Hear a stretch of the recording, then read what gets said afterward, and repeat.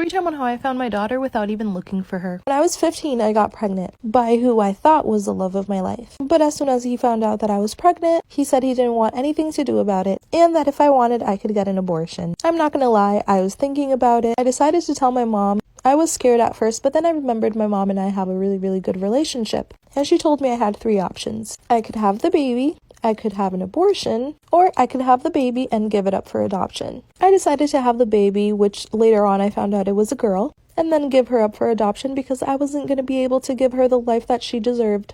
And I said that maybe in the future, I would look for her, explain to her what happened, and tell her that I could be a part of her life if she wanted me to. Well, in 2015, I was able to open my own little coffee shop where I hired 3 employees. By that time, I was married and had 2 wonderful toddlers. Well, from the 3 employees that I hired, one of them was my daughter, but I didn't know it at the time. Running out of time, follow me for part 2.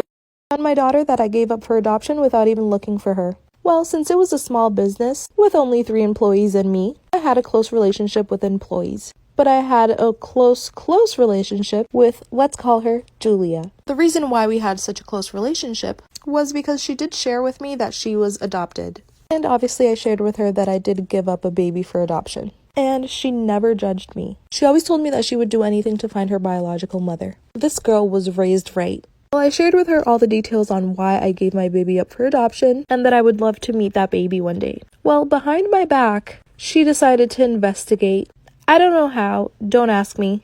3 months later, she came in with some paperwork, told me that she was my daughter, with tears in her eyes. And well, I obviously busted out crying as well. I asked her to forgive me and I told her why it all happened. She told me those weren't sad tears, they were tears of joy. Said she never hated me and now we're in each other's lives. How crazy.